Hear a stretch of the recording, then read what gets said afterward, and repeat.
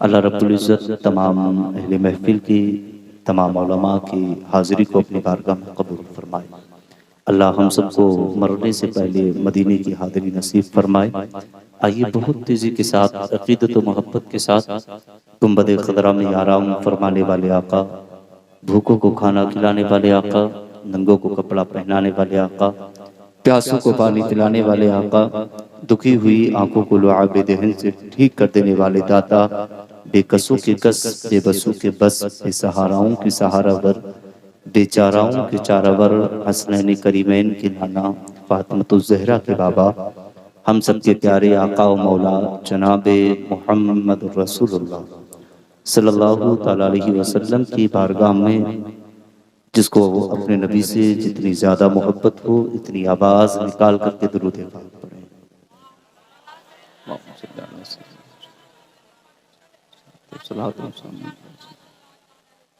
Channel वालों को कौन सा माफ़ है वो भी पढ़ें। मोबाइल चाहे ठप हो जाए मुझे परवाह नहीं, मगर मुस्तफ़ा के पर कोई भी अगर मुस्तफ़ा का दीवाना दुरूद ना पढ़े तो मुझे तकलीफ होगी। इसलिए वो सिर्फ मेरे नबी नहीं, वो मुझे नहीं बख्शवाएंगे, बल्कि जो नबी मेरे हैं वो नबी तेरे भी हैं। जो नबी मेरी मग़फ़िरत करवाएंगे, मुझे जन्नत का परवाना देंगे, वो नबी तुम्हें भी तो देंगे। कि तुम नहीं चाहते हो कि उस मुस्तफ़ा पे दुरूद पढ़ी जाए। ये वो मुस्तफ़ा है कि जिसके सदक़े में सारी कायनात को पैदा किया गया। शजर बना नबी के सदक़े में, हजर बना नबी के सदक़े में, शम्सो कमर बने नबी के सदक़े में, जिन्नो बशर बने, आप बोलेंगे हाँ किसके सदक़े में? उम्मत बनी, हम बने, तुम बने, हाँ सब कुछ नबी के सदक़े में बना। इसलिए अल्लाह अपने महबूब को अगर पैदा ना फरमाता तो फिर इस उम्मत को पैदा ना फरमाता। महबूब के सदक़े में सारी उम्मत को रब ने पैदा फरमाया। उस नबी की शान तो ये है कि जिसकी शान का आलम तो ये है, आला हजरत फरमाते हैं कि सबसे आला व औला नेपाल वालों हो, मुझे नोटों की दात नहीं बल्कि होठों की दात चाहिए। आपके यहाँ का पैसा मेरे कोई काम के नहीं, काम के लिए है ही नहीं यार जी। पीछे आया इतना तो इनाम आया कि वो शायद कि फिर आधे में चला, तो उसे अपने पास रखे, मगर सिर्फ अगर दिल से मुस्तफ़ा जाने रहमत की मोहब्बत में लबों से दात दे के बोले सबसे आला व औला, इधर वाले भी बोले सबसे आला व औला, अपने मौला का प्यारा, दोनों आलम का दूल्हा, क्या खबर कितने तारे खिले छुप गए पर न डूबे न डूबा। ये इतनी शान वाला नबी है, तो फिर क्या कि वो मेरा नबी और तेरा नबी नहीं। दुनिया की मोहब्बत दुनिया में रह जाएगी, मगर याद रखना मदीने वाले की मोहब्बत दुनिया में भी काम आती है, बाद मरने के कब्र में भी काम आती है।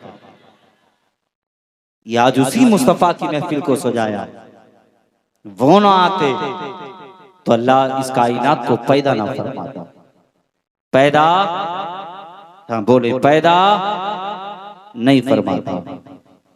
तब बताओ कि कौन है वो हाथ उठा करके बताए कि जो मुस्तफ़ा पर दुरूद पाक नहीं पढ़ेगा। कुछ लोग हैं, कोई बात नहीं, ज़हनी एक्सीडेंट है, पढ़े दुरूद पाक। अल्लाहुम्मा सल्ली अला सय्यिदिना व शफीइना व नबिय्यिना व करीमिना व तबीबिना व कुलूबिना व मौलाना मुहम्मद व बारिक व सल्लिम सल्लु अलैहि सलातम व सलाम अलैका या रसूलल्लाह। जब नाम मोहम्मद आया करे तो अंगूठों को चूम के लबों से आंखों से लगा लिया। अल्लाह ने जब हज़रत आदम के पुश्त में मेरे नबी के नूर को रखा, समात करें, बोले सुभान अल्लाह, नूर को मुंतकिल फरमाया। जब नूर आपकी पुश्त में आया ना तो अल्लाह ने फरिश्तों को हुक्म दिया, सारे फरिश्ते हजरत आदम की पुश्त के पीछे तशरीफ लेकर खड़े हो गए, नियत बांधी खड़े हो गए। हजरत आदम ने रब की बारगाह में फरियाद की, मौला फरिश्ते मेरे पीछे हाथ बांध के क्यों खड़े हैं? तो रब ने इरशाद फरमाया, आदम ये तेरी ताजीम के लिए नहीं बल्कि मेरे महबूब की नूर की ताजीम के लिए खड़े। कहा पीछे क्यों रखा? फिर अल्लाह ने अपने महबूब के नूर को आदम की पेशानी में रख दिया। सुबह अल्लाह, पेशानी में रखा, फरिश्ते आगे तशरीफ ले आए, आकर ताजीम के लिए खड़े हो गए। कहा महबूब मौला अब क्या? कहा अब मैंने महबूब के नूर को आदम तेरी पेशानी में रख दिया। सुभान अल्लाह। कहा मैं महबूब के नूर को देखना चाहता हूं।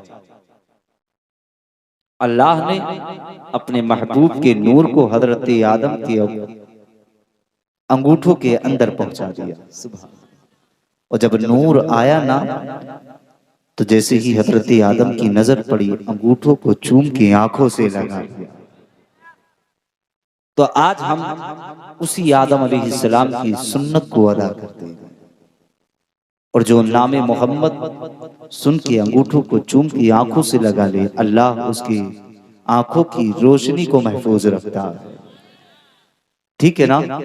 एक मर्तबा नामे मोहम्मद जब मैं कहूँ ना, तो फिर यार आंखों से जरा अंगूठों को अपनी आंखों से लगा लो। ला इलाहा इल्लल्लाह मुहम्मद रसूलुल्लाह सल्लल्लाहु तआला अलैहि वसल्लम। आज की ये नूरानी महफिल बड़ी कामयाब है, बड़ी अच्छी है, और खासतौर से मैं इस्लाम की शहजादियों से कहूंगा कि जिनके सरों पर रुपट्टे नहीं है, वो खासतौर से अपने सरों पर रुपट्टे रख लें। इस्लाम की शहजादियां खास तौर से ये अपने सरों पर रपट्टे रखें, इसलिए कि जब मेरे मुस्तफ़ा दुनिया में तशरीफ नहीं लाए थे, जमाने का माहौल अजीब था। आका तशरीफ नहीं लाए तो मक्के की सरजमीन पर और इस दुनिया के अंदर अगर किसी के घर अगर कोई बेटी पैदा हो जाती, तो वो उस बेटी को जिंदा मार देता था, जिंदा मार देता था, जिंदा दफना देता था, उसे जीने नहीं देते थे। ये कसम खुदा की, मक्के की सरजमी पे आमना का लाल जलवागर क्या हुआ? अल्लाह ने महबूब के सदक़े में सारी कायनात को जीने का हक अता फरमाया। अगर महबूब को अगर रब दुनिया में पैदा ना फरमाता, तो फिर जो बेटियां जिंदी दफनाई जा रही थी, जिन बेटियों को जिंदा मारा जा रहा था, फिर बताओ कि वो बेटियां दुनिया में जिंदा होती? 2 तोले की जुबान हिलाई है, गर्दन ना हिलाए, जिंदा होती नहीं होती। ये मेरे नबी का करम, अल्लाह ने महबूब के सदक़े में सारी कायनात को जीने का हक अता फरमा दिया। आका जब दुनिया में तशरीफ नहीं लाए थे, जमाने का नक्शा बिगड़ा हुआ था, जमाने का माहौल बदला हुआ था। बात तो जब थी कि आओ, जब आमना के लाल की आमद हुई, मक्की की सरजमी पे आका तशरीफ लाए, मुस्तफ़ा तशरीफ लाए। एक दिन क्या हुआ, मक्की की गलियां हैं, वो नूरानी गलियां, और उन्हीं गलियों से एक हसीन, एक नौजवान खूबसूरत एक इंसान गुजर के गया। मुस्तफ़ा की नजर पड़ी, आका ने देखा तो एक खूबसूरत हसीन नौजवान रास्ते से गुजर के गया। मुस्तफ़ा की नजर पड़ी, आका ने देखा ना, फिर मेरे मुस्तफ़ा ने उस जाने वाले को आवाज दी, कदम ठहरे। मुस्तफ़ा के करीब आया, आका फरमाते हैं, ओ जाने वाले जरा इतना तो बता, तेरा नाम क्या है? जाने वाले ने कहा मुझे तहिया कल्बी कहा जाता।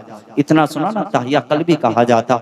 नाम सुना, नाम सुनकर कहने लगे कि अल्लाह ने तुझे बड़ा हसीन बनाया है, बड़ा खूबसूरत बनाया है। उसके हुस्न का आलम तो ये था, अगर जो देख लेता वो देखता रह जाता। और यार एक बात तो ये बता दो, अल्लाह ने महबूब के सदक़े में सारी कायनात को जिंदगी अता फरमाई। ये महबूब का सदका है, किसी को हुस्न देकर के अल्लाह ने दुनिया में भेजा। और यार शान तो ये है, कसम खुदा की कह तो दिया जाए, इतना हसीन अल्लाह ने उस शख्स को बनाया जो देखता वो देखता रह जाए। इतना कहना मेरे मुस्तफा फरमाते हैं, ओ जाने वाले तुझे अल्लाह ने बड़ा हसीन बनाया है, बड़ा खूबसूरत बनाया है, तो कलमा क्यों नहीं पढ़ लेता? इतना कहना था। उसने सुना, सुनने के बाद कदम उठाए हैं, घर की तरफ वापस आया। आमना का लाल गया है अपने बिस्तर पर। जाने के बाद मुस्तफा लेटे हैं, लेटने के बाद मेरे मुस्तफा उठ के बैठे हैं। उठ के बैठने के बाद फिर रब की तरफ अपने हाथ को उठाया, उठाकर के रब की बारगाह में फरियाद करने लगे, ए मौला तूने तहिया कल्बी को बड़ा खूबसूरत बनाया है, बड़ा हसीन बनाया है। ए मौला तू उसे कलमे की तौफीक अता फरमा दे। अगर वो तू जहन्नम में चलेगा, अगर तूने कलमा ना पढ़ा वो जहन्नम में चलेगा। ए मौला वो मेरा उम्मती है। इतना कहना था। सुबह का सवेरा हुआ था, तहिया कल्बी बिस्तर से उठे हैं और उठने के बाद फिर पहुंचे हैं उसी दरवाजे पे जिस दरवाजे पर आमना का लाल आराम फरमा रहा है। तहिया कल्बी पहुंचे हैं, जाकर दस्तक दी है, आवाज आई है, कौन है? कहा तहिया कल्बी आया है। इतना कहना था, दरवाजा खुला है। तहिया कल्बी मुस्तफा के करीब पहुंचे हैं। मुस्तफा के करीब पहुंचे, आका ने अपने नूरानी चादर उतारी है। उतारने के बाद तहिया कल्बी के लिए उस चादर को जमीन पे रख दिया। कहा तहिया ले चादर पे बैठ जा। इतना कहना था, तहिया कल्बी ने चादर उठाई है। उठाने के बाद में सीने से लगाया है। सीने से लगाने के बाद सरकार की बारगाह में अर्ज करते गए, या रसूल अल्लाह देर ना कीजिए। आका फरमाते गए, तहिया कल्बी कैसे आना हुआ? कहा सरकार अब देर ना कीजिए, जल्दी से इस्लाम में दाखिल कर लीजिए, अपना कलमा पढ़ाइए। आका ने कलमा पढ़ाया है। कलमा पढ़ाने के बाद में तहिया कल्बी की आंख में आंसू आए। मुस्तफा फरमाते हैं, और तहिया कल्बी इस चादर को जमीन पे बिछा और आकर के बैठ जा। तहिया कल्बी कहते हैं, या रसूल अल्लाह इस चादर की जगह तहिया के कदमों में नहीं है, बल्कि या रसूल अल्लाह इस चादर की जगह तो तहिया के सीने में है। इतना कहा, चादर रखी है सर पे, रखने के बाद में तहिया कल्बी को कलमा पढ़ाया। इधर अभी कलमा पढ़ाया है, इतने में जिब्रील अमी सिदरतुल मुंतहा तशरीफ लाए हैं। तहिया कल्बी की आंख में आंसू है, वो उधर रो रहे हैं। इधर जिब्रील अमी तशरीफ लाए हैं। आकर के कहने लगे, आका फरमाते हैं, और जिब्राइल कैसे आना हुआ? कहा या रसूल अल्लाह तहिया कल्बी का पैगाम लेकर के रब की तरफ से आया हो। कहा क्या पैगाम लाए हो? कहा मेरे महबूब से कहना, क्या मेरे महबूब से कहना और जिब्राइल जाके बता दे तहिया कल्बी गम ना करे। कहा इसने कलमा ना पढ़ा था, जिंदगी भर के गुनाह उससे पहले रब ने माफ कर दिए गए।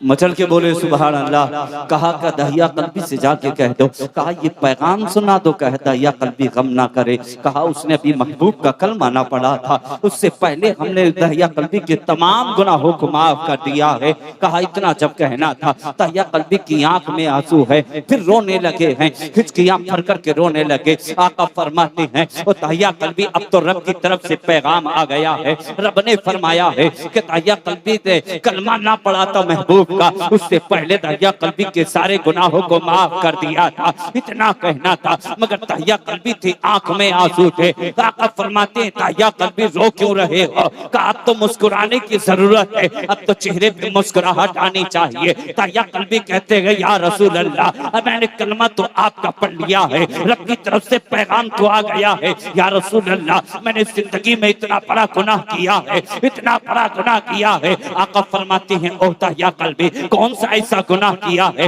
हजूर दहिया कल्बी कहते हैं या रसूल अल्लाह, या रसूल अल्लाह, मैंने जिंदगी में अपनी जिंदगी में न जाने कितनी बेटियों को जिंदा मारा है। या रसूल अल्लाह, रब ने मुझे 7 बेटियां अता फरमाई। कहा फिर क्या हुआ? कहा 7 बेटियां अता फरमाई। या रसूल अल्लाह, मैंने 6 बेटियों को मारा मगर इतनी तकलीफ ना हुई, मगर 7वीं बेटी का गम मुझे रुलाता है, 7वीं बेटी का ख्याल मुझे रुलाता है। या रसूल अल्लाह, 7वीं बेटी को जो मैंने मारा वो ख्याल मुझे जीने नहीं देता। आका फरमाते हैं ओ ताया कल्बी, वो कौन सा ख्याल है कि 7वीं बेटी के साथ में कौन सा जुल्म किया था? ताया कल्बी कहते हैं या रसूल अल्लाह, रब ने 7 बेटियां दी थी, 6 बेटियों को मारा, इतनी तकलीफ ना हुई। या रसूल अल्लाह, एक दिन मैं परदेश जाने लगा, मैं अपनी मेरी बीवी हमल से थी, मैं जाने लगा, अपने शरीक हयात से कह के गया था, ये मेरी शरीक हयात, ये तेरे पेट के अंदर जो बच्चा है अगर बेटा पैदा हो जाए तो उसकी परवरिश करना,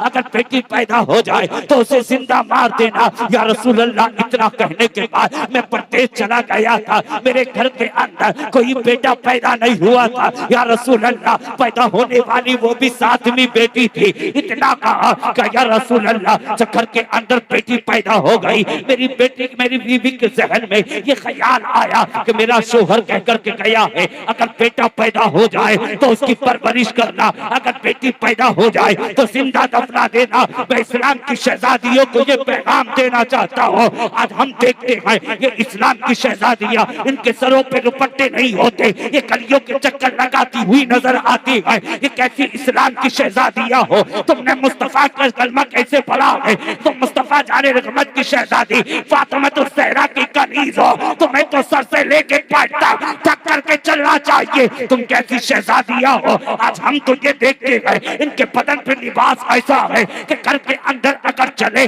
बाप की नजर पड़े तो शर्म से निगाह को नीचा कर ले।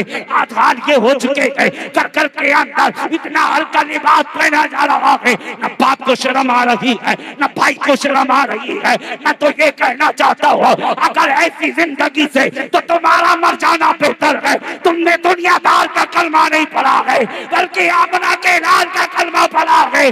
अगर तुमसे कल परोसे महशर के दिन अगर नबी की शहजादी फातिमा ने अगर सवाल कर लिया, बता दुनिया में रह करके तूने जिंदगी कैसी गुजारी है, तो बता नबी की शहजादी फातिमा को क्या जवाब दोगे? वो इस्लाम की शहजादियों, अगर आमना का लाल दुनिया में तशरीफ न लाता तो तुम्हें जीने का अधिकार आकर को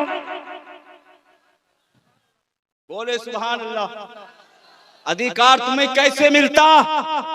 यामना के लाल की करम नवाजी है कि रब ने अपने महबूब को दुनिया में भेजा और महबूब के सदक़े में अल्लाह ने तुम्हें जिंदगी अता फरमा। बोले सुभान अल्लाह। जिंदगी मचल के बोले अता फरमा दी। ए इस्लाम की शहजादियों, अपनी जिंदगी को देखो, एक दिन तुम्हें मरना है, हमें भी मरना है, कब्र में तुमको भी जाना है, कब्र में हमें भी जाना है। इसलिए तुम भी नमाज की पाबंदी करो, कभी यार अपने सरों से टोपियां मत उतारा करो। और जो ये खाली चेहरे नजर आ रहे हैं ना, इन चेहरों को भर लो, अपने चेहरों पे टाड़ियां सजा लो।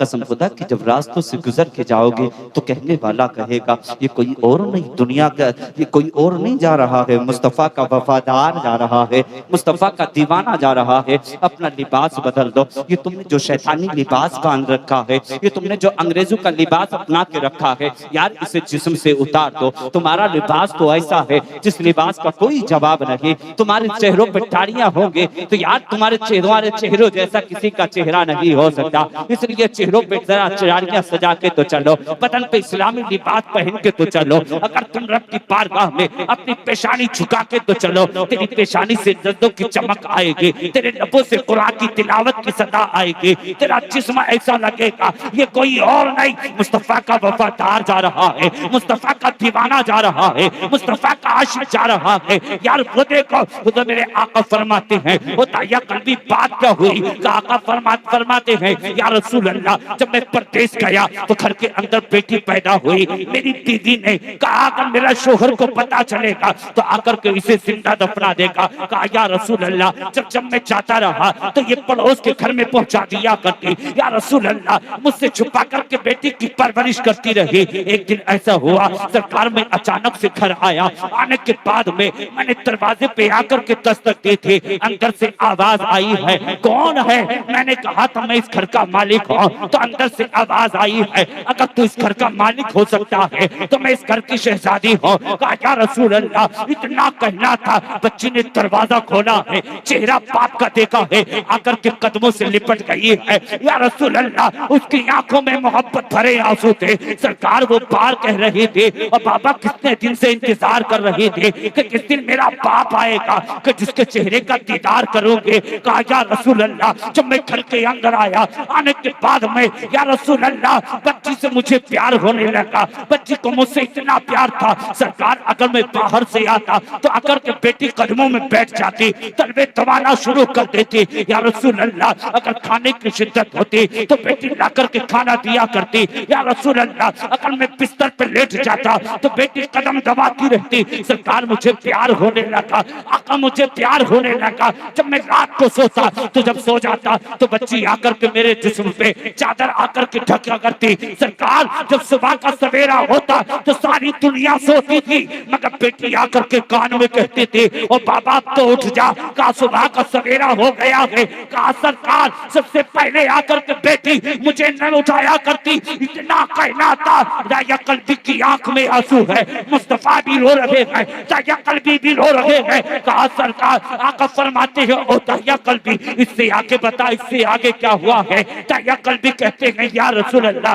धीरे धीरे मुझे बीवी से प्यार होने लगा, बेटी को बाप से प्यार था। सरकार एक दिन में बाजार गया था और बाजार जाने के बाद में आकर के खानदान वालों ने आकर के मुझसे कहा था और करदा या कल्बी, तूने गैर की बेटियों को तो जिंदा मारा है, मगर आज तू अपने घर के अंदर बेटी की परवरिश कर रहा है। कहा या रसूल अल्लाह, इतना कहना था मगर उस गम ने मुझे सोने ना दिया, उस गम ने मुझे चैन से जीने ना दिया। सरकार अब मैं इंतजार करने लगा वो कौन सी घड़ी आएगी कि जिस वक्त मैं बेटी को जिंदा मारूंगा। इतना कहना था। कहा सरकार एक दिन ऐसा आया कि बच्ची ने आकर के तलवों को दबाया, कदमों को दबाती रही। या रसूल अल्लाह, फिर कदम दबा करके वो बच्ची माँ के आंचल में गई है, जाकर के सो गई है। कहा सरकार जब सारी दुनिया सो रही थी मैंने जाकर के माँ के जिस्म से चादर हटाई है। फिर हटाने के बाद में मैंने बच्ची की कलाई को पकड़ा है, बच्ची की आंख खुली है, चीख निकली है।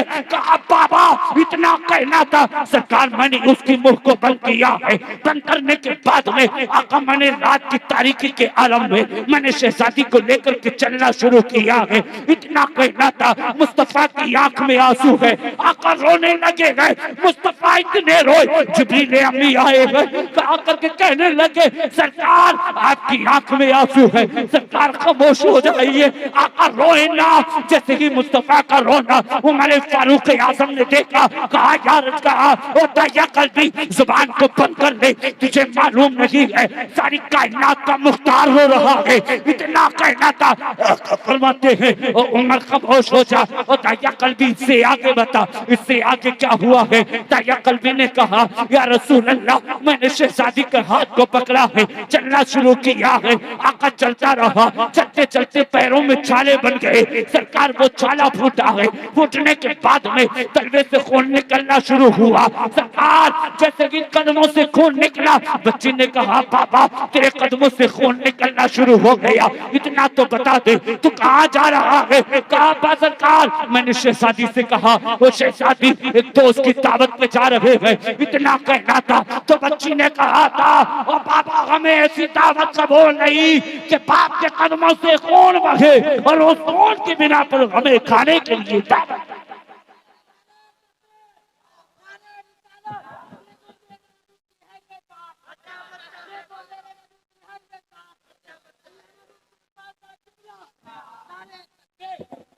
आखिरी जुमला सुनते चलें, 10 मिनट बाकी ही पूरे कर लें। तहिया कल्बी खामोश हो गए, इतना कहा ना, खामोश हो गए। सरकार रोने लगे। आका इतने रोए, इतने रोए। आका के सहाबी की आंख में आंसू, सब रो रहे हैं। आका फरमाते उदाहिया कल्बी, इससे आगे बता, इससे आगे क्या हुआ? कहते हैं सरकार अब मेरी जुबान आगे काम नहीं करती। कहा सरकार मेरी जुबान में कांटे बन चुके हैं।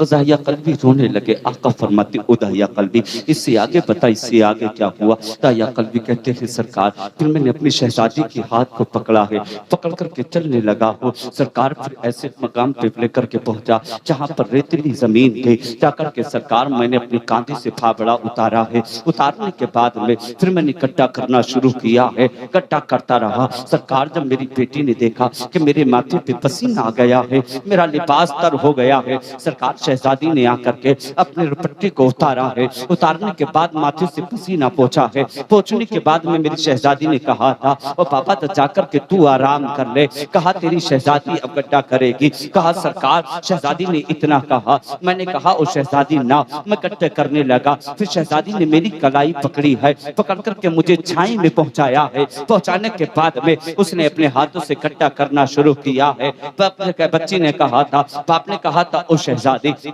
मेरा सर दर्द करने लगा। कहा मेरा सर दर्द करने लगा। इतना जब बच्ची ने कहा तो आकर के बच्ची ने मुझसे ये कहा था ओ बाबा जिनके माँ बाप को तकलीफ होती है, माँ बच्चियों से उन माँ बाप की तकलीफ नहीं देखी जाती। ओ बाबा तू आराम कर, तेरी शहजादी गड्ढा करेगी। कहा या रसूल अल्लाह। फिर मैंने सोचा कि वक्त ज्यादा हो जाएगा। कहा वक्त ज्यादा हो जाएगा। कहा सरकार फिर अपनी जगह से उठा हो। और उठने के बाद मैंने जाकर के गड्ढा करना शुरू किया है। बच्ची भी साथ में गड्ढा कर रही है। कहा सरकार जब गड्ढा तैयार हो गया, मैंने अपने पीछे से जाकर के अपनी शहजादी के बालों को पकड़ा है। और पकड़ने के बाद उस गड्ढे के अंदर उतारा है। उतारने के बाद में मैंने उसके ऊपर रेत डालनी शुरू की है। इतना जो कहना था सरकार की आंख में आंसू है। फरमाते हैं या रसूल अल्लाह मैंने रेत डालना शुरू किया। जब वो रेत आया है बच्ची के बाजुओं तक आया तो बच्चे ने कहा था बाबा अब रेत मत डाल। कहा दम घुटने लगा है। कहा दम घुटने लगा। कहा सरकार फिर भी मुझे तरस न आया, फिर भी मुझे प्यार न आया। कहा या रसूल अल्लाह मैं रेत डालता रहा। जब बच्ची के गले तक आया है फिर मैंने देखा कि उस बच्ची ने हाथ उठाए हैं रब की तरफ, हाथ उठा करके फरियाद करने लगी है। और मैंने जाकर के अपने कान को उसके लबों से लगाया है तो वो उसके अपने लबों से कह रही थी ए मौला कब तक इन बेटियों को जिंदा दफनाया जाता रहेगा, कब तक इन बेटियों पर जुल्म उठाया जाता रहेगा। ए परवरदिगार के आलम अगर इन बेटियों को जिंदगी दी है तो इन्हें जीने, अगर जिंदगी दी है तो फिर मौत ना देता, अगर मौत दी है तो फिर इनको जीने का अधिकार देता। कहा मैंने सुना था वो बच्ची पुकार रही थी ए परवरदिगार आलम कब आएगा हमारी जानों की हिफाजत करने वाला, कब आएगा हमारी रहबरी करने वाला। तो अल्लाह ने 12 रबीउल अव्वल के दिन उसी सुबह सादिक के वक्त में आमना के आंगन में अब्दुल्लाह के शहजादे मोहम्मद रसूलुल्लाह को दुनिया में भेज दिया। और ये पैगाम जमाने को मिल गया कि कोई बाप अपनी बेटियों को जिंदा ना दफनाए। कहा इसलिए कि उनकी जानों की हिफाजत करने के लिए दुनिया के अंदर आमना का लाल मोहम्मद रसूलुल्लाह आ गया। आमना का लाल आ गए हैं। इसलिए मैं कहूंगा इस्लाम की शहजादियों, इसलिए कि तुम्हें उस महबूब के सदक़े में जब जिंदगी मिली है तो कम से कम उस महबूब की शहजादी का तरीका भी अपना, मुस्तफा जाने रहमत की जिंदगी को अपनी जिंदगी बना लो। इसलिए अपना किरदार अच्छा कर लो, अपने अखलाक अच्छे कर लो। इतना कहा ना का सरकार मैंने सुना बच्ची हाथ उठा करके रब की बारगाह में कह रही थी मौला कब आएगा हमारी जान की हिफाजत करने, कब आएगा हमारी जानों को बचाने वाला, कब आएगा हमें जिंदगी देने वाला। कहा जब इतना सुना ना फिर मुझे तरस भी आने लगा। फिर जहन में ख्याल आया कि फिर दुनियादार फिर यही कहेंगे तूने अपनी शहजादी को जिंदा छोड़ दिया। कहा सरकार फिर मैंने पीछे गया, भारी पत्थर उठाया, उठाने के बाद मैंने बेटी के सर में मारा।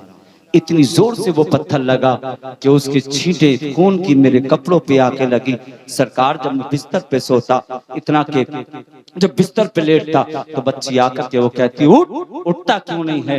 बड़े बाबा बता, इतना इतना मुझे बता दे कि मेरी खता क्या थी, मैंने कौन सी ऐसी खता की थी जिसकी तूने मुझे सजा दी है? कहा सरकार जब जब आंख लगती है बच्ची आकर के ये कहती है सरकार फिर मुझे जिया नहीं जाता, आका मुझसे सोया नहीं जाता। कहा सरकार उस बच्ची से माफ करा दीजिए, इतना कहना था। मुस्तफा की आंख में आंसू है, आका भी रो रहे हैं। बताओ यार मेरे आका इस उम्मत के लिए कितने आंसू बहाते हैं, और यार फिर तुम उस मुस्तफा के कलमा पढ़ने वाले, उस मुस्तफा से मोहब्बत कैसा करते हो, उस मुस्तफा से प्यार कैसा करते हो? फिर तुमने मुस्तफा के तरीके को क्यों नहीं अपनाया, फिर मुस्तफा के किरदार को क्यों नहीं अपनाया? इन जलसे कराने से कोई फायदा नहीं, नमाजें तुम ना पढ़ो, रोजे तुम ना रखो, यार फिर अगर माँ बाप के बेअदबी तुम करो, माँ बाप को गालियां तुम बको, भाई का हक तुम मारो, गरीबों को तुम सताओ, बेवाओं को तुम रुलाओ, तो ऐसे चल से कराने से फायदा क्या है? अगर चल से कराया करो तो फिर मुस्तफा के तरीके को अपनाया करो, अगर चल से कराया करो तो फिर भाई का हक दिया करो, गरीबों को सीने से लगाया करो, यतीमों को मत रुलाया करो, मुस्तफा के किरदार को अपना लो, नमाजी बन जाओ। मस्जिदों के अंदर से जैसे ही आवाज का अजान की आया करे सारे काम छोड़ दिया करो, खाना खा रहे हो तो छोड़ देना, काम कर रहे हो छोड़ देना, इसलिए अजान हो जाए तो सारे काम छोड़ दे अल्लाह के घर में चले जाया करो, नमाज पढ़ा करो, फिर उसके बाद दुनिया का काम किया करो। फिर देखना कि नमाज पढ़ के अगर जो तू काम करेगा अल्लाह तेरी उम्र में भी बरकतें अता फरमाएगा, तेरे रिज़्क़ में भी बरकत। बहुत अच्छे हजरत। जलसे कराने से कोई फायदा नहीं। हाँ क्या है जी, झरनाटे काट के चले गए, ले सुबह को यही कहते हुए मिलते, क्या कहा तकरीर में, क्या उन्होंने बात की, कहा समझ में नहीं आती, क्या कह के गए? ऐसी तकरीरों से फायदा क्या? मत कराया करो। अगर वाकई सच्चे मुस्तफा के दीवाने हो तो फिर मुस्तफा की बातों पे अमल भी किया करो, मुस्तफा के तरीके को अपना लो, मुस्तफा के किरदार को अपना लो। जब मुस्तफा के किरदार को अपना लोगे फिर महफिलें सजाना, फिर उन महफिलों को सजाने में फिर देखते रह कितना मजा आएगा। इसलिए अपने किरदार को अच्छा कर लो, अपने अखलाक अच्छे कर लो। इस्लाम की शहजादियों से कहूंगा कि वो अगर घर से निकलें तो सर से लेकर पैर तक पर्दा होकर के निकले, किसी गैर मुहर्रम की उनकी आंखों पर, उनके हाथों पर, उनके पैरों पर नजर ना पड़ सके। और ये सारी कमियां हैं किसकी? या बाप की हैं, या बाप के बाप की हैं, या फिर या बेटों की हैं, या शोहर की है। शोहर की कमी ये कि वो अपनी बीवी को बेपर्दा बना के घर से भेज रहा। भाइयों की ये है कि भाई अपनी बहनों को अगर ला करके भारी लिबास देते और पाबंदी अगर बहनों पे करते तो आज उनकी बहनें घर से बापर्दा होकर के, बेपर्दा होकर घर से ना निकलती, बल्कि सर से लेकर पैर तक पर्दा होकर के निकलती। इसलिए मुस्तफा के किरदार को अच्छा चाहिए, मुस्तफा के अखलाक, इसे अपने अखलाक बना लो। इसलिए किरदार अच्छा बना लो, अखलाक अच्छे बना लो। जब मुस्तफा का किरदार को अपना लोगे तो फिर देखना तेरी जिंदगी भी अच्छी हो जाएगी, तेरी आखिरत भी अच्छी हो जाएगी। अल जन्नतु तहत अक़दामिल उम्महात, जन्नत तुम्हारे माओ के कदमों के नीचे। इसे माँ बाप की इज्जत करना, माँ बाप की कदर करना, माँ बाप का एहतराम करना। अल्लाह रब्बुल इज्जत की बारगाह में दुआ करता हूँ कि मौला मुझ पे मैंने जो कुछ बोला है, मेरे बोलने में कहने में कोई खामी गलती हो गई हो, मौला उसको माफ फरमाए, सही को मौला अपनी बारगाह में कबूल फरमाए। हम सबको अच्छी अच्छी बातों पर अमल करने की तौफीक अता फरमाए। हम सबको मरने से पहले मदीने की हाज़िरी नसीब फरमाए। अस्सलामु अलैकुम व रहमतुल्लाह।